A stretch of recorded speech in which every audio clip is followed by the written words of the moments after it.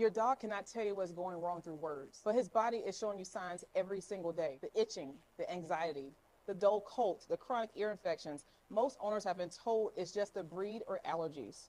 What nobody told them is that it might be the air freshener, the counter, the cleaner on the floor, the food in the bowl. Today, I am sitting with a man who has seen this pattern for 25 years and knows exactly what it looks like. Welcome to the Informed Choice Podcast, where natural healing meets practical truth. I'm Eni, the Naija goddess, and this is where we simplify holistic wellness so you can stop guessing and start healing. He has spent more than 25 years with his hands on dogs, and in that time, he has seen things at the grooming table that most veterinarians never see. Patterns that repeat across hundreds of animals, symptoms that show up in the coat before they even show up in the chart, and a direct line between what is happening inside a home and what is happening inside a dog's body. He is the owner of Dog Pro Services in Gastonia, North Carolina, a full-service grooming, training, and boarding facility he built on one simple philosophy: one dog, one session, undivided attention, and no shortcuts. He is a certified dog trainer through the Animal Behavior College and a certified ABCDT mentor who trains other trainers and a certified pet CPR and first aid instructor. He's not a veterinarian, he's something rarer. A practitioner who has seen more dogs in more conditions across more households than almost anyone in this room could name. Please welcome Will Carmack to the show. Hey, Will. Hi, everybody. Welcome. How you doing? I'm doing good. How are you? I'm fantastic. I'm so glad you're here. Me too. This is fun. Yes, and disclaimer, he's also my dog's groomer and stylist and caretaker and all the things. I deeply trust him with my lovely babies. He's the man. All right, Will, so you ready to get into it? I'm ready. Okay, let's go. Let's dive in. Okay. So you have been grooming dogs for 25 years. Yes. What made you start noticing that something in the home was actually connected to what you were seeing at the grooming table? I think for me, it's when you don't have a vet diagnosis and you have to start looking elsewhere. So if it's not the food and it's not the vet, it's got to be something else. And if it's not the genetics of the dog, you have to start looking and saying what environmental factors are out there that are contributing to some of the issues that we do see. So very similar to humans. Exactly. Yeah. Exactly. Yeah. Same thing if you had a small child, and they've been cleared by the doctor, pediatrician, they've been cleared by the nutritionist for the things that they're eating. You have to start looking, and saying, like itchy skin, it could be a new laundry soap that you're using, or it could be a cleaning product. So we do the same thing with our dogs.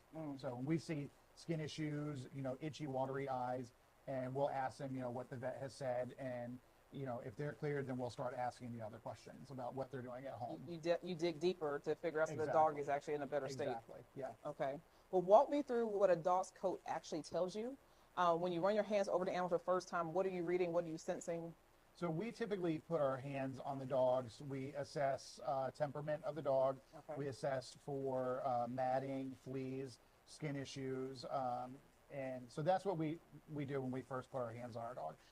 A lot of times they come in and we can smell, people will spray their dogs with perfume, cologne, Febreze. Lord, not Febreze. Yeah, literally anything they can think of to, because they're embarrassed.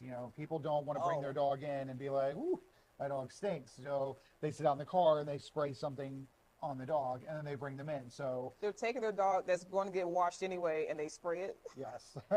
Yes. And for me, I'm very sensitive to smells and very strong perfumes and colognes.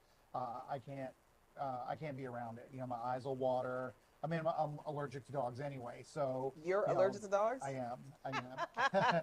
Yeah. So I do take medicines for that. And, whatever, and I love my job, and it's too late in my life to change careers, so you kind of just roll with it. Roll with it. Yeah, but so we see a lot when they come in. Man, What are the most common symptoms that you see owners have normalized, but you immediately recognize as red flags? Spraying colognes on their dogs. They'll always ask me when somebody comes to pick their dog up, is there something that I can spray on my dog in between groomings? And I typically will say no. Just if your dog smells, bring them in and we'll wash them. We have hypoallergenic, very gentle shampoo, so we're not stripping oils, off of your dog.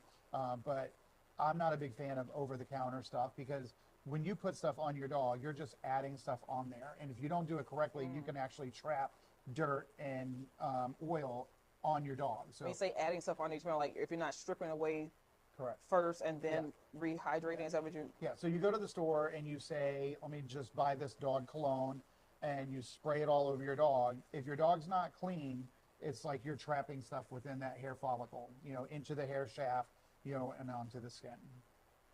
And then that can lead to itching and watery could, eyes yep. and all that. Absolutely. Okay. Yeah. Okay. Well, let's talk about the home environment specifically. What are the biggest offenders that you've identified over the years? Typically, it's your general household cleaners. Your bleaches, your vinegars, Fabuloso and Fabulosos, yeah, Pine Sol, Pine Sol. and room deodorizers. People like to leave those Glade plug-ins or the automatic ones where it puffs up, scent. I can't even deal with those. Yeah, so people love those, and although they do smell good, our animals, their noses are 10,000 times stronger than ours. So for us, when we smell it, we say, it's like when you put an air freshener in your car and you open it up and you just put it in there. The next day you get in your car and you're like, oh my gosh, it's so strong. So now you're trying to cover part of it up or close it up. Well, that's your dog all the time until it dissipates on day 30. It's very strong to your dog. So, and they're closer to the ground than we are. So they're going to get it, in their nose more than what we are. So they would have more sinus issues from their olfactory centers because they're so much more sensitive. Yeah. What about the coat issues? What are household offenders that can result in like dull coats or itchy coats or dandruff? Or So a great example is somebody, say, mopping their floor with bleach or Fabuloso. They don't let it dry. The dog walks through. So now that's on their paws. What do dogs do? They lick. And if it's a drop ear dog, like a basset hound or another dog like that with longer ears, yes, their ears can drag the floor too. So now they can't get away from that scent. And then through scratching, that's how they spread stuff all over their bodies. Okay. So. Particularly, so not the ones with the perched ears, I don't know what they're called, but the ones that flop. Yeah, the ears that hang down. Okay. And they drag, and then, okay. Or even if your dog's laying on the floor and their head is on the floor like this, they're still going to get that on their ear or on their face. So. Oh my goodness. Yeah, something that you just wouldn't think about. Mm-hmm. And so instead they should use natural cleaners like a Dr. Bronner's, like Castile soap or seventh generation, those types of things, or just baking soda and vinegar. Yeah. So even if you're like, vinegar for me is very strong, and I do clean with vinegar, but we also rinse with water too. Yeah. So I'm gonna, you can use cleaner, if you want, but you should do it properly and go back and rinse it off as well. So, and then you can get down and smell to see how strong it is. Make sure it's okay for your dog, especially for your puppies and your elderly dogs. So especially if you're mopping the floor, then before your puppies walk through, make sure the floor is completely dry at least. Yeah, like lock them away, do your cleaning, do your rinsing, and then let it dry, and then bring your dog back out. So crate them while that's happening then for their safety. Absolutely, yeah. Okay. All right. Synthetic fragrances are everywhere. You just talk about the plug-ins and then the candles with all the stuff. What do you see that those do to dogs and that share that air specifically? Like, is it sinus infections like humans, or what happens? What do you see come up? So with some dogs, it could be itchy, watery eyes. Okay. Other times it's behavioral issues, like the dog's barking, the dog's digging at the floor, or the dog's trying to escape, or the dog just doesn't want to be in that room. So, and then the owner doesn't know that the behavior issues caused by something like a household cleaning item. Right. They don't correlate the two of them together. And like the dog's tripping, basically. The dog is just acting out. Yeah. Like, what's wrong with Bruno? It's something in the air that stimulates him. So, and if it's a dog that you've acquired from somebody else, a certain scent, smell could carry a memory, from a previous owner. And make them flip and make them react. Freak out, potentially. Exactly. Is there a situation from these household smells where a dog might need CPR, where they could pass out? Is it something that could be that severe? Ammonia. Ammonia. Outside of that, not really. Okay. Where they're going to need CPR, because that's like kind of where your heart just stops. But they're not going to get that from a smell unless it's something so strong that it sends them into shock, or they have a seizure from it. So I know for myself, when I get into somebody's home, because I also do in-home training, when I go to somebody's home and the smell is too strong for me, for you as the human, so I have to get away from it. So I typically will move it to another room, or I'll say, hey, let's go train outside. So I don't want to make them feel bad, but I can imagine that if the dog is trapped and can't get away from it, and maybe they have a history of seizure or whatever, I could see that sending them into cardiac arrest. So yeah, so smell really does affect more than just smelling food or smelling the air, because it affects you physically. I never even consider that. And if a dog were to go into cardiac arrest, what should the person do? The person that's trained and the person that's untrained, how should they approach it when time is of the essence like that? First thing, they should get on the phone with their vet, call their vet, call any vet, call 911, and start CPR on the dog if the heart has stopped. I teach pet CPR and first aid, so for me, prevention is key. So I teach other groomers pet CPR as well. So if you have time, invest in a 3-hour course so you are prepared. And if not, 911, and they'll walk you through how to do it. And then a lot of dogs I've been seeing are having seizures. What is there anything that leads to that you're aware of? And then what should an owner do if their dog is seizing? If the dog is seizing, there's not much that you can do. I would leave the dog alone, let them get through, that seizure. Leave the dog alone. Leave them alone. Okay. Just monitor and watch them. Get on the phone, call the vet. Okay. The vet is going to be the first person that's going to help you. So if you don't understand, dog CPR first aid, you're going to monitor the process, watch what's happening, check your time to see how long the dog, when did the seizure start and where's it going? Are they tonic-clonic, where they get super stiff, and do they shake? And you want to make sure that they're not, you're not putting your hands near their face, because they could bite down, and they don't mean to. They're not trying to bite you, right? Exactly. Right. So they're just going through the motion of it. So if you notice your dog going into a seizure, get on the phone with your vet. Or if it's not your vet, call a vet. Call somebody that can help you. Yeah, but it's not normal. I've been seeing maybe just something on TikTok. I've been seeing like lots of dogs are going into repeated seizures. And like, that's not normal. Like, we should be normalizing that. So like, something's happening. Yeah, so there could be something in the house that if your dog is having seizure after seizure, you got to find out, if the dog is medicated, Okay. if the dog's not medicated correctly, that could, cause it. Epilepsy is a thing, so if your dog is, diagnosed and they're on that medication, make sure they're getting that medication the same time, every day. And then the second thing is, there's something outside of the dog's physical self that could be causing that. Could it be stress? I know sometimes loud noises, can cause anxiety in a dog. And, for us, we take, we do a lot of things to alleviate anxiety. Dogs typically will, urinate, defecate. Sometimes they will, Pace and pace and circle around, or you can tell something's wrong before the seizure happens. Typically, not all the time. Okay, But, that's excellent.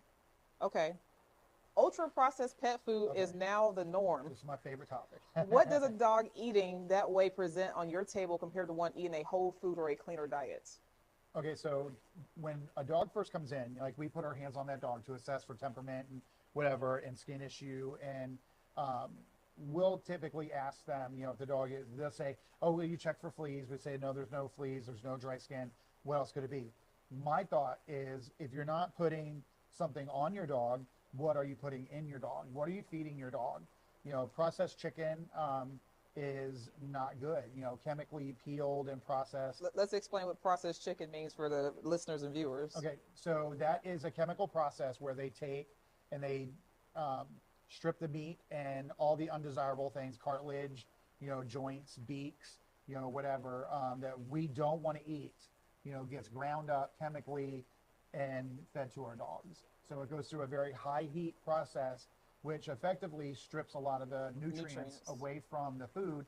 So when you give it to your dog, it's really just that chemical base. It's deplete of anything good. Exactly, that they're getting. So, and corn-based foods, and the saying, corn in, corn out.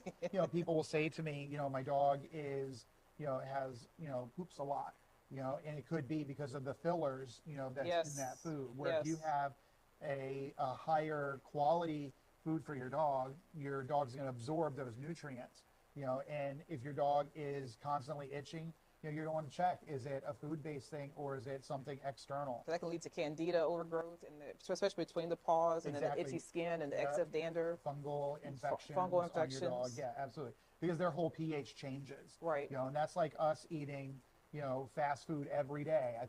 I don't know who did it, but a man did a study where he ate nothing but McDonald's for 30 days. Oh, what's the name? Yeah, he passed away a couple years ago. He said at the end of that 30 days, his skin was so greasy, and he was itching all the time, and he had a lot of inflammation, and and it's because of the food that you put in your body. I can't even call that food. So just like when I'm talking about food for humans, this is not food. This is just scraps that have been put together. First of all, moisture has been completely taken away from it. Yes. Most of the nutrients are stripped from it. It's just something for the dog to chew on, essentially. And so this is why you see overweight dogs. Yes. You see dogs that have the same lifestyle diseases as their human owners. And this is why our dogs are so sick and not living as long. When dogs can eat a lot of foods that we eat, right? They are single ingredient wholesome foods. Yeah. And dogs are omnivores, so they can eat a vegan kibble, they can eat a fully raw kibble, or if you're going to use kibble anyway, supplement it, add to it. You can add sweet potatoes to it, quinoa, chickpeas, carrots. They love that. Blueberries, carrots, yeah. They Absolutely. love it, right? Yeah. So you can have kibble as your base. I always will rehydrate the kibble and then add some wholesomeness to it. So there's moisture, there's fresh nutrients. Yep. Just imagine every day you ate nothing that had any moisture to it, Yeah. with no nutrients to it. What do you expect everybody to it's happen to their skeletal system, their muscular system? What do you think's going to happen? I tell everybody it's like eating Cheerios every day. Oh, God. After a while, like you get a little bit tired of eating Cheerios every day. And all the pesticides, the Cheerios laden with pesticides, you just said it, this made me think of. Then all the pesticides are in the dog food. Yes. Right? So it's like, if you're going to have an animal, care for the animal. Like the people that drive me the craziest are the people that get an animal, particularly a dog, by itself and keep it on a chain in the backyard tied to a tree, and they never go outside. Their dogs are social creatures. It's a form of neglect. And then you give it this kibble that has no nutrients, it's dry, no fresh water on a regular basis. I'm like, then don't have an animal. Exactly. Don't have an animal. Let this. Yeah, exactly. Like I think a lot of states, having a dog chained up outside is actually against the law. And if it's not, for statewide, it could be HOAs. I know my brother's HOA, you cannot have a dog chained up in your backyard for any reason. So, I mean, but if you're going to get a dog and just leave him outside, then like you said, why get one? These are social animals. They're pack social, animals. yes.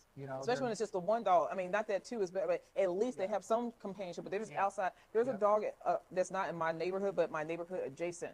That's outside by itself all day, all night, because I walk that path, and it barks all the time because it's always outside, and it doesn't matter how cold it is, how hot it is. Yeah. It's always out there, and it's constantly barking, and it's miserable. And I just very want to sad. save that dog so badly. Yeah. I used to be the dog lady. That's how I have I have 3 dogs sold, but 2 are rescues.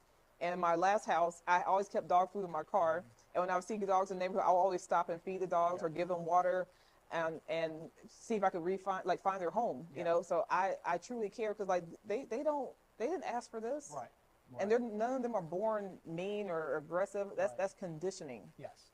A lot of people say, is it nature or nurture? Yeah. It's a combo of both of them. But a lot of it is how you raise your dog. So for me, it's more nurture than it is for nature. Yeah. Because I have dogs that inherently are aggressive, and mine are not. So mine are good dogs.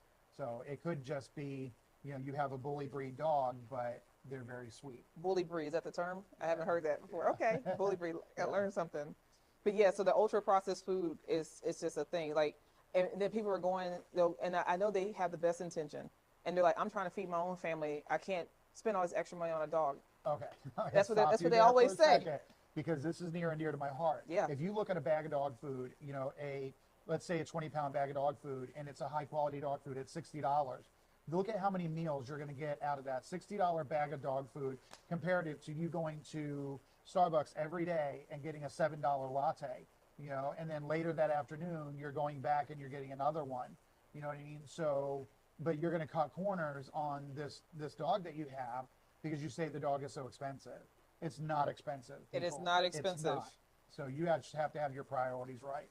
Don't get an animal. There's that. Or go 3 or 4 days and say, you know what, I'm not going to do Starbucks on these days, so I can afford a better dog food. And I think, like I always say on the human side, Do not look at anything on that front covering, okay? It's all lies, it's all marketing, it's all seduction. It doesn't matter what it says. Always flip it over and look at those ingredients. Yeah. So it can say all natural and fresh and all the things on the front.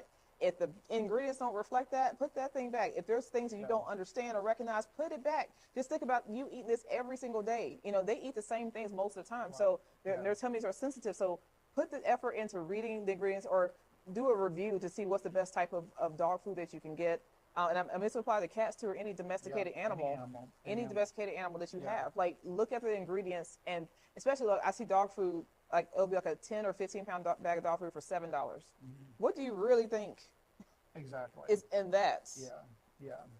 Cheap isn't always good, and good isn't cheap. So there's that. I typically tend to do human grade. For the kibble base, I always have a human grade something, and I always add something fresh to it. I do the same. And they love it. Yeah, I do the same thing. So I do use a kibble as a base. And then, like you, I do hydrate mine. I hydrate it. And then I add stuff to it. You know, whatever I have in my fridge that, you know, I can eat, like carrots. My dogs absolutely love carrots. So I'm constantly chopping up carrots and putting them in their food. So, but you do have to watch, you know, like onions. You don't want to be feeding onions, avocados. You don't want to be giving to your dog. So you really do have to do a little bit, and it's not a lot. Do a little bit of research. Yeah. No grapes. No grapes. Yeah. And incidentally, a raisin is a grape. Who knew? So, right. People are always surprised, like, oh. I'm like, I had a client that said to me, I said, yeah, I went over to do some training, and I said, does your dog have any allergies or whatever? I usually bring 2 or 3 different treats with me. She said, oh no, I have all my own treats. And I'm looking at her treats, and she's handing this dog raisins. And I said, you know, you can't give that to your dog, right? She's like, it's a raisin, honey. I'm like, it's a dried up grape. So yeah, she had no idea. Oh my gosh. So there's a thing, a lecture I always do in my cooking classes, and I always explain about how the hydrating the body. So I'm like, when you eat a dried fruit like a raisin, your body has to convert it back into a grape so that it can process it and so you can absorb the nutrients. And people have to think like, oh, a raisin is like the light bulb. Yeah. I'm like, we are so disconnected from our food and food source and what they are, that they are unintentionally giving something that's harmful. They wouldn't do it intentionally, but they're not even aware. Right. And there's also that disconnect too between a dog and a child. You know, and I tell my groomers that I'm teaching, I say, if you won't yank the hair on a child, don't yank the hair on a dog. Oh. So just because it's a dog doesn't mean it's just a dog. You know, they have feelings, you know, and they have, you know, nerve endings, you know, just like we do. They are sentient beings, and if you have a dog in your life, you know how much joy they bring. Otherwise, don't have an animal, right? They share our emotions. They do, and they have your back 100%. Yeah. And I think, I don't know who, I just read a study the other day. I'm a nerd, I read everything. And they were just literally just saying that they just proved that dogs do have the love emotion. So dogs actually, they do love us. Well, they proved it not. I know my dogs love me. Oh, I know mine do too, especially when they see that bowl coming. Oh yeah, I don't need a study to tell me they love me. Some good coming. Yeah, so I love that you said that, and I like hydrate your kibble. Okay, just you know, you don't have to coat it. Like, I just put a little water, and so by the time I take them out, come back in, it's soaked up, so it's not crunchy. Yes. And then add the stuff on top, and then since I meal prep a lot, I always have scraps of stuff. Like you know, they love those zucchini. They love the zucchini ends I cut off, and the carrot ends you cut. All that stuff. Like if I don't compost it, the dogs love it. If it's something that they can have. Yeah. Yeah, I love that. Okay, well, owners come in and say their vet told them it's just a skin condition or anxiety. What do you think when you hear that? So a lot of, and not to discredit a vet, but a lot of times if a vet just doesn't have an answer for you, you know, they're just going to say it just could be anxiety, you know, and like when they do with humans, like it's just a syndrome. I mean, we have no freaking clue. We're going to lump it all. We're going to just lump it all in and we don't know what it is, but we're going to name it something. Idiosyncratic syndrome. Yes. So so a dog could come in, you know, and it's you know, anxious, but there's a lot of things that could be causing the anxiety for that dog. You know, it could be just the process of, you know, leaving the home where the dog is most comfortable, getting into a car, driving, you know, hearing all the noises, the external stimuli, driving, then getting out of the car, going to somewhere new. You know, and the vet and the groomer is not the dog's favorite place. Not their favorite place. You know, unless they're going to see Will. Exactly. You know, so some of them are, but for some dogs, it's just they don't enjoy, you know, that disruption in their daily life. So the vet might just say that's just anxiety, you know, for your dog. But it could also be, not to, you know, beat a dead horse, but it could also be, you know, you put your dog in that car and it's that new air freshener. You know, certain air fresheners are, I'm sorry, my daughter wears a lot of different body sprays, and certain ones affect me differently. Like, I went over to her house one day and I said, I'm going to smell all 10 of these and I'm going to find the one that just instantly gives me a headache. And I sniffed each one. Boom, there it was. I said, you could never, I put a big X on it. You cannot wear this around me, you know? And so, and then I put numbers on them. So she knows like how that affects me. So, and it could be the same thing with your dog, like certain scents, you know, or sounds. You know, I had a client one time that said, I think my dog's losing her mind. And I said, why? She said, I moved into this apartment and my dog just constantly is pacing, you know, along the one wall and I don't understand it. Well, on the other side of that wall is another apartment, and that's where they have their TV plugged in, their, you know, their Alexa plugged in, you know, a lot of their electronic components, and the dog, you know, feels that buzzing, you know, and hears that buzzing, and they don't understand that. So it could result in the dog, you know, continually walking around or investigating that area. And she actually called me because the dog started digging at the wall and she didn't understand why. At the wall, And I didn't either at first until I said, what's on the other side of this wall? And she said, another apartment. So I went out, knocked on the door, told them who I was, and I said, is there something on this wall over here? Because it's driving this dog crazy. And so they let me in, and sure enough, you could see they had all these electrical things there that was just driving their neighbor's dog nuts. So it's, the anxiety might not be a medical thing. It could be an external thing. But a vet doesn't know how to say it's external. Yeah. So, yeah. And just from my own experience with my sweet Johann, he gets car sick. Yeah. So unless I'm taking the short drive to see you, Will, like I have to, he has to be completely covered. He can't see, like he gets really sick in the car. So that's also a thing. Yeah. Just to be aware of. Yeah. I think a lot of people don't think about that. Okay, well, you have a philosophy of one dog at a time, no shortcuts, premium products only. Tell me what that actually means in practice and why most grooming operations do not operate that way. Because businesses rely on clients to come in so they make money. So they base their business off of how many dogs do I need to come into my shop to make the money so I can pay for my shop and pay for my lifestyle. And that's not inherently bad, but for me, I don't want high volume. I don't want 80 dogs a day coming into my shop. So I want the dog to be able to come into my shop and feel comfortable and feel relaxed and know, and the owner know that that dog takes priority for me. So they come in, they're, you know, either put away for a minute or two to let them de-escalate and calm down. You know, and then we take them out, you know, and if it's like yours, multiple, you know, like I take Alex and Johann at the same time. My little ones. Yeah, because they're easy. You know, I can bathe them both at the same time. They're in the bathtub together, you know, and it's undivided attention from, you know, start to finish. So it makes the grooming process a little bit easier for some dogs. Some dogs just don't care, you know. True. But some do. They have that anxiety when you put them in a crate, and they might have reactivity when now you open up the crate and you're luring at them and putting your hands in them. It might make them feel defensive, and they might bark at you or whatever. So a lot of times, if it's just one dog coming in, I like the owner to hand me that dog, you know, and I take that dog, and even though I'm sitting there and I'm petting it, and, you know, and talking to the owner, and I'm touching all over the dog, I'm assessing that dog. You know, I'm smelling it, you know, because I already know the last time the dog was there, unless it's a new client that I don't know. I can say, you know what, this dog's not been here in 6 months. I don't know if I want to put this dog on me. You know, has it been bathed in 6 months, you know? So we're assessing that dog, you know, and I might look through the coat while I'm talking to the owner. So that's an assessment, that's personalized attention, and, you know, that's what you need, and that's what you're kind of paying for. So if you have a high volume, you might have a lot of groomers in one shop, you know, and that's not bad either. So you could have a lot of groomers in one shop, but a lot of dogs, a lot of noise, a lot of activity could make some dogs reactive or anxious. My sweet, sweet baby that passed away, Shiloh, my Chihuahua, before I met Will, I used to take her to PetSmart, and she didn't ever get a good report card, like, because she was freaked out. Like, she was very sensitive to sounds and noises, and certain, like, if she didn't like you, like, do not go near her.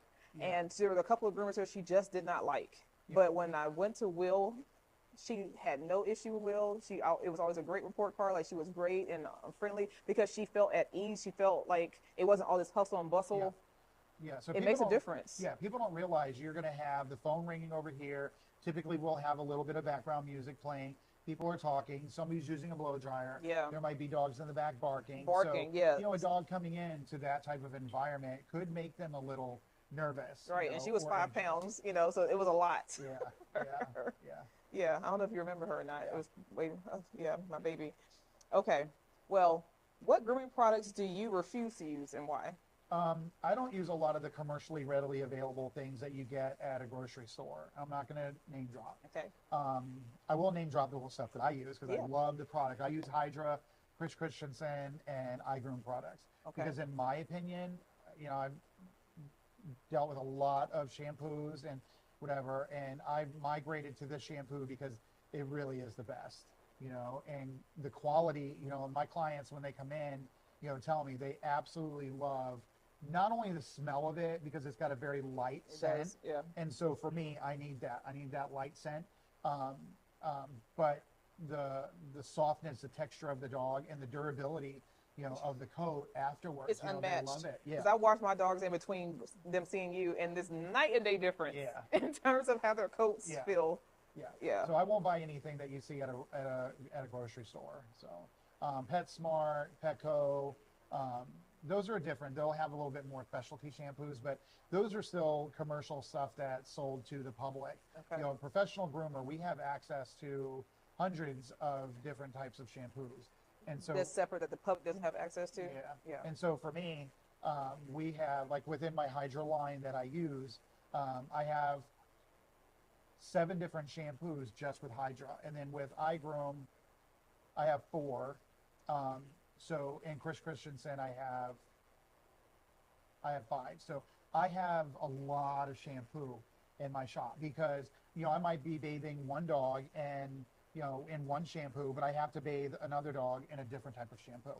It could be from the same manufacturer, but different, you know, shampoos for different coat types. That makes total sense. Yeah. Just like us.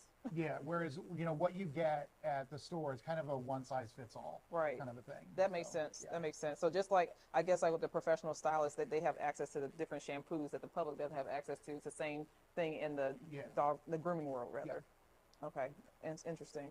Well, if someone is listening or watching right now and they have a dog with chronic itching, recurrent ear infections, or unexplained anxiety, what are the first 3 things you want them to look at in their home?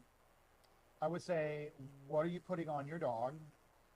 What are you cleaning with? Like on their coat, you mean? Yeah, on their coats. What are you cleaning with, and what are you feeding your dog? So if you're feeding your dog a cheap, you know, corn-based, chicken-based food, it might not be good for that dog. So if the dog comes in, I'll ask them, have you, you know, taken your dog to the vet? What does the vet say? Let me look at your dog. Does it have dry skin?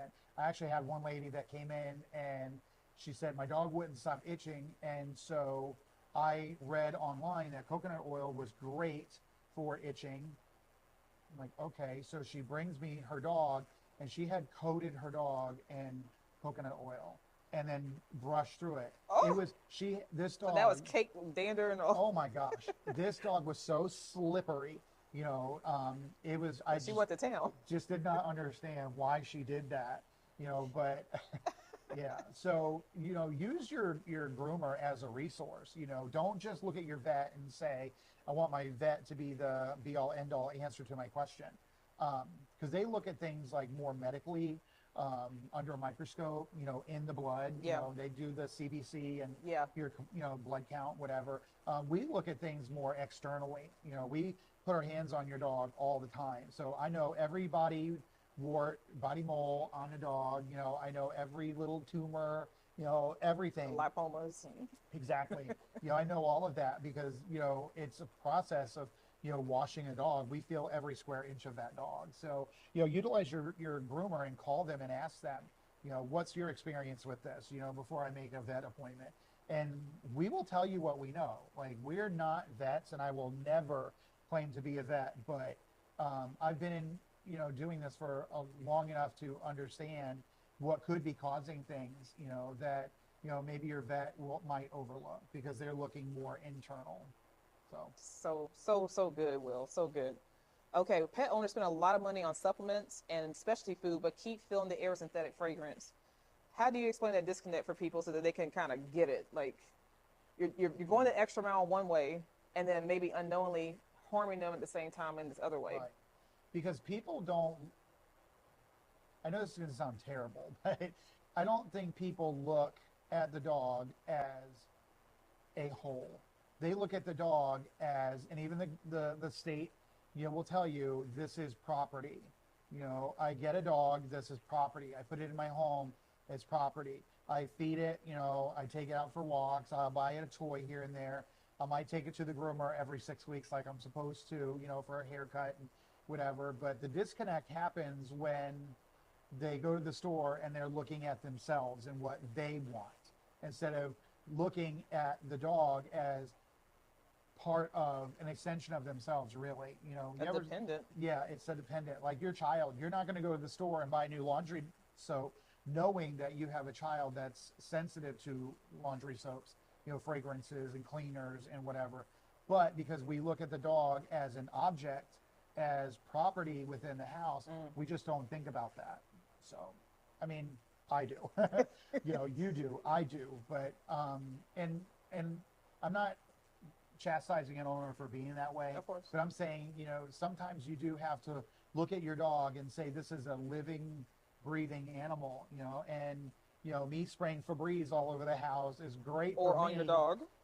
Yeah, Oh my but God. what, when your dog immediately, when you start spraying, runs the other way, that's telling you something. That's the telltale sign. Yeah, and it's not that they're scared of it because you don't hear it. It's they recognize, that motion, and they know that what's about to come is not good for them, so they run and hide. So. Okay, yeah. You train other trainers. What is the thing you find yourself correcting most often in people who are new to this work? I know you're doing that like right now. Yeah, so I train, I'm a mentor for the Animal Behavior College. So when people are done doing their textbook and whatever, they come out to me for the actual hands-on. So I take them to clients' homes with me. I take them, into my shop, where I have dogs that, we provide board and train services. And I also train groomers. So people that have never even touched a dog, they have no idea what a Shih Tzu is versus what is a Maltese. Okay. So people that just have no education in that department, and we start them from this is a dog.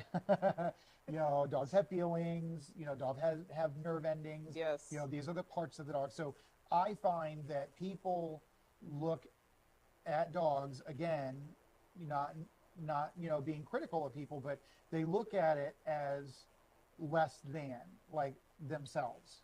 And I don't mean that in a negative way. It's just they don't think about, brushing a dog aggressively, is bad versus brushing their child's hair aggressively.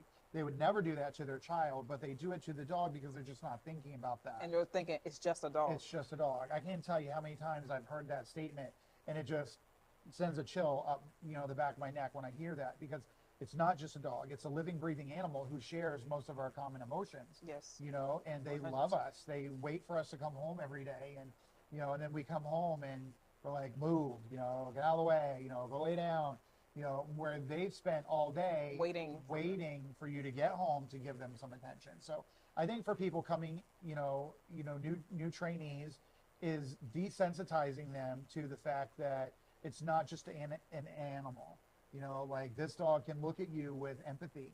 They can look at you with love, and you have to respect that, and if you can't, don't have one. there's that, and the dog that's, on your table, they look at you and they, the first relationship that you're going to build with your dog is trust. If the dog does not trust you, they're not going to allow you to, cut their toenails. I mean, I can understand why dogs don't like their nails cut. I don't either. I would not like somebody to cut my toenails, because it, it could hurt, and dogs remember that. So, trust building is, for me, the number one. So if I had to say what is the number one thing for all new trainees, it's let me introduce you to the dog and let's start building trust with that dog. I love it. Yeah. From your experience, what's the craziest thing that happened to you in your dog grooming days? There's a few. There's some bad ones. One of the worst things that's ever happened was I had a dog's ear come off. Tell us about that. Yeah, so an owner had put a rubber band, they put rubber bands, for little bows on their dog's hair, and she put it too tight and she cut off the blood supply to the dog's ear. And so she brings the dog in. The dog was so matted. It was so bad I couldn't even get that is where there's like 3 levels of matting for a dog. So this is the dog's hair, okay? So you got your top coat and then you have your undercoat here. And when you don't brush and keep that undercoat here at bay, it just builds up, and then it goes into where it's matting or tangling, and then it gets to where it's matting to where it's all folded in on itself. And then pelting is where that mat is so tight to the skin, when you shave that off, it comes off in a chunk. So wow, she brings the dog in, and so I spray the ears down with some detangling spray, and then I'm bathing the dog, and as I'm bathing the dog, I'm trying to work this rubber band out. The ear just keeps dropping down and dropping down, dropping until finally the ear is just like laying in my bathtub, and it was shocking. And it had been in this dog's ear for close to a year. And so, yeah, so there was no bleeding. There was really nothing.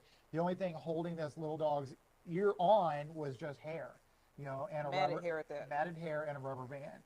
So, we call the lady. She comes and picks the dog up and whatever. She continued to bring the dog. We let the dog's hair grow out, so we kind of formed an ear, on it. But I'll never forget that day. I'm washing this dog and the ear slides off in my hand. How freaked out were you freaked out by that? Yeah, I was. Yeah, I think I went home and had a drink. Yeah. Yeah. Oh my gosh. Were you going to give a different example? There's so many examples I could give you. That's one of them. Another example I could give you, one of the worst things that has ever happened, to a dog during grooming is, it's kind of a sad but funny story, is that this lady brings me her dog who has a chronic illness. Okay. And, we always, do her straight through. She's the last appointment of the day, so we could just get her in. There's no barking from other dogs, no dryer, there's no external, anxiety-causing stimuli. So she brings the dog in, and we go right into the bathtub, and as I'm starting to bathe her, she collapses. The dog collapses? Just completely collapses. Oh, gosh. In my hands, and she, has all the signs and symptoms of just completely, she's passed away. And I pick her up in my hands. She's completely limp. I'm listening for a heartbeat. I hear nothing. I immediately, grab my phone. I start CPR on the dog. I call the owner. She says, okay, I'll be right back. She literally drove 3 stop signs down. So she turns around and come back. And so we're standing there and we're looking at her dog in my bathtub, and the dog lifts its head up. It just like that, its heart started beating out of nowhere. And she was perfectly fine. She lived another 2 years. But yes, that was very traumatic for me. She's standing there crying. I'm standing there crying. Oh. We're both upset. We're hugging each other. And we look down at the dog, and she's looking up at us like nothing was wrong. So, yeah. So needless to say, every grooming after that, we made the owner stay for that. Yeah. Yeah. Oh. Yeah. So those are my top 2. Okay. Oh, that's yeah. Okay, well, people treat their pets like accessories in some cases and like children in others. From a health standpoint, which mindset produces a healthier animal? Or neither? I think that's a very good question, because we call our dogs, I don't, but people call their dogs little fur babies, and they want to treat it like a human being, in a little pair of furry pajamas running around. And, people will ask me, why is it, 20 years ago, I had a dog with no issues, and now all of a sudden I've got this dog that has to be heavily medicated and, what have you. And it's because we attach human emotion onto our dogs. Humanizing them. Yeah, we humanize them to such a degree that, we try to rationalize every single thing that this dog is doing. So I don't treat my dogs like they're children at all. I treat them like they're dogs, but I deeply have a connection and love for my dogs, and I have a respect for my dogs. But at the end of the day, they're still animals, but there's that mutual respect. They trust me, I trust them. So what does that look like for a person who doesn't understand, who might see them as their sweet little babies? What does treating them like dogs mean? So treating them like a dog is setting boundaries, and you can set those boundaries with a trainer. If you get a dog and you don't know how to set boundaries with your dog, boundaries call a as like trainer. when someone walks in, don't jump up. Are those type of boundaries? And not only that, but constantly nurturing your dog, no matter what. You hear a bang and you tell your dog, the dog reacts, and you say, it's okay, it's okay. The dog hears that, and they don't understand that the noise was okay. They hear you like that behavior they're exhibiting. It's the same scenario. You go, you see a lady holding a small dog, and she's petting it, and you say, oh, can I pet your dog? And you go to pet the dog, and the dog goes to bite, and she says, oh, no, it's okay, it's okay. She's telling that dog by petting it that she liked that behavior that just happened. Yeah, reinforcing the behavior so you don't want. So a boundary would, for me, if the dog reacted that way, I would put that dog down on the floor, okay? And then that dog has to understand there's a consequence to the action you just did. But pet owners tend to try to rationalize that and say, it's okay. It's a stranger. You're okay. You know what I mean? So if you don't understand how to set a boundary for your dog, that's why there are professional trainers where we can help you with that. I love that. And as far as treating your dog like an accessory, I know I have, my employees are going to see this, so I'm not going to say my employees. I will say somebody that I know. Okay. Treats their dog like an accessory, like they, paint the nails, they put jewelry on the dog, they, color, the fur and whatever, and it's adorable. But at the end of the day, she still has very clear boundaries with her dog. So you can do both. Yeah. You can still respect it as Yeah. an animal, and still care and do the things you like. Exactly. Yeah.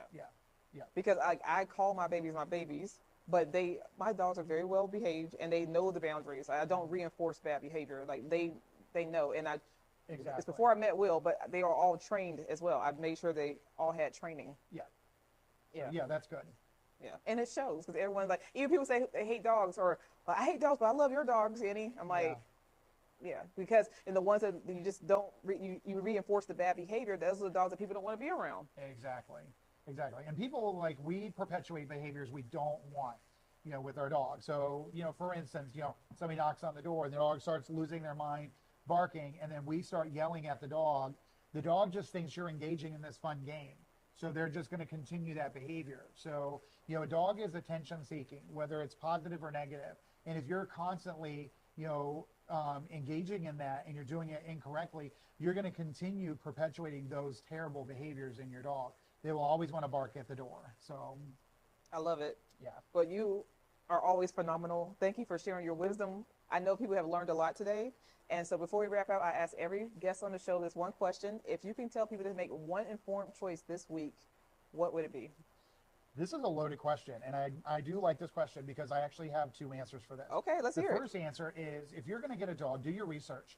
Don't just get a dog because they're so cute and cuddly, and my neighbor's cousin's friend had one, and I just love them to death. No, do your research. Find out, what is it going to cost to groom this dog? What are the vet responsibilities for those dogs? Meaning, if you're going to get a bulldog, you have to understand they have certain health issues, and you have to be prepared for that. So don't just get it because it's cute and cuddly, and little fat puppies are adorable. Do your research. And then the second answer to that question is, don't just find a vet. To a veterinarian. Don't just find one and say, I'm going to go to you. Find a groomer and find a trainer as well. So this way, you have a team of people, that are there for you to help you. I love that. I love when a client calls me and says, Will, let me tell you what, Sadie's doing today. And sometimes I can help them over the phone and say, this is probably why she's doing that. So stop doing that. So people are going to want to know about you and come to you. So tell people about what you do and how they can reach you. So you can reach us through our website. It's www.dogproservices.com. You can also reach us at 704-865-7911. You can also text us at that number as well. And we're also Links on below. TikTok, and we're also on Facebook. Follow him. You definitely want to follow him. It's the cutest and funniest stuff there. Well, Bye, y'all. thank you so much. We're going to head over to our herbal segment and our cooking segment. Okay, awesome. All right. Well, here's our herbal spotlight. And part of our discussion today, we talked about chemical load and chemical exposure. And so that applies to our pets. So here's an herb that has been around for thousands of years that's been used on almost every continent, right? And it's neem. You can do it in an oil form or anything. So this is a really good natural protection against fleas for your pets. Are you familiar with it? I'm very familiar with it. Do you We use have it? a shampoo that has neem oil in it. You see? Yeah. Only the best. And also, instead of putting like glyphosate, which is Roundup on your plants or your weeds outside, which is really your medicines outside, you can use a neem oil. I'm not, promoting the company, but you can use a neem oil on your plants, and that way it would naturally get rid of the things that you don't want to grow.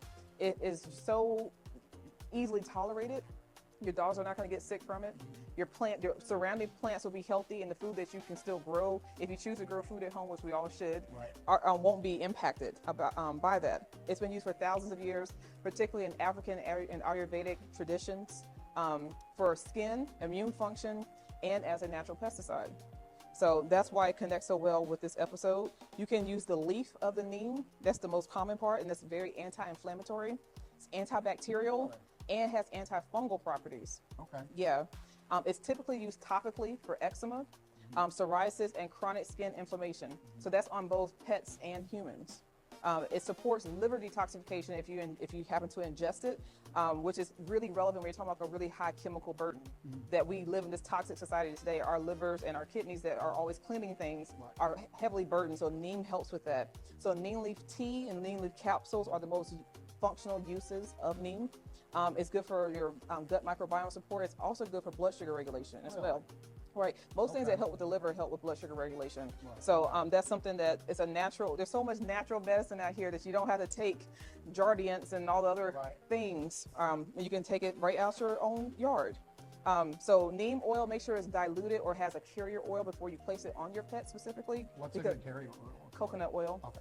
That's one of the typical ones, or jojoba oil, since that's close to the sebum in our skin and in their coats. And then you can put in a spray, so it's a non-toxic spray that you can use on your pets, and that way they don't have a reaction to the chemicals and the flea stuff, right? And then it still has a natural repellent because the fleas don't like the smell of it, right? And it doesn't make them itch. Okay. But the main thing is, particularly for our pets, they must be diluted. That's the main takeaway. So you said you have formulations that include neem oil in it. Do you recommend this to your customers that come in? I do, yeah. So Are they familiar with it in general? No. If I say neem oil, people look at me like I just said a bad word. They don't know what it means. So I typically have to bring it out and let them smell it. And It doesn't smell the hottest. Yeah, it doesn't. It definitely has a smell to it. This actually doesn't smell bad. The carrier oil. Yeah, but our shampoo, it smells like shampoo, in there, and we use it for treating minor skin injuries, like scratches and stuff like that. So Little if your dog, bug bites. yeah, and like things. your dog starts getting a hot spot, we'll use the neem oil on it. Right, instead of putting the chemicals on it. Yeah. Because even though it might stop the immediate reaction that you're trying to stop, it's going into their pores, all those chemicals, and it causes problems long term. Exactly. So we don't use flea shampoo in our shop because the neem oil will kill fleas as well. That's so, right. Yeah. So And remember, especially on your dogs, they have these little tiny organs. Right? You're processing all these chemicals that you're lathering them down, and they have these tiny little kidneys, tiny little livers, right? Yeah. So just think about that. And their skin is way thinner than our skin. So, and that's, your skin is your biggest organ, in your body. So, Right. Yeah. The integumentary system is the most absorbent and the largest for all mammals. Exactly. So it's really critical that you think about those things. So use neem. Right. I So- know what you need. I know what you mean. See what I did there? That's a t-shirt. Right. That's funny. Okay. Well, now we're going to get into our cooking segment, but this one's going to be kind of a raw segment. Okay, so for our Nigerian kitchen, our Be Wealthy Nigerian kitchen, we have one dish essentially done two different ways, one for dogs and one for us humans. Because we can use the same base and then amplify it for humans, and then we can have this base for our dogs. So these are little sweet treats or little snacks that we can make for our pets, especially here in the summertime, because you can freeze them. It's nice. And then you can take that same base and add a couple more things to it. And then we have energy bites for us humans. So it can hold us between meals. If it's something like you're not hungry, but you feel a little bit munchy, it's something you can eat because it's really full of fiber. So our base is sweet potatoes. Sweet potatoes are so good for your dog's coat. They're so good for your human gut microbiome and for your pet's gut microbiome. It's filled with lots of fiber, the beta carotene, so many excellent nutrients in it.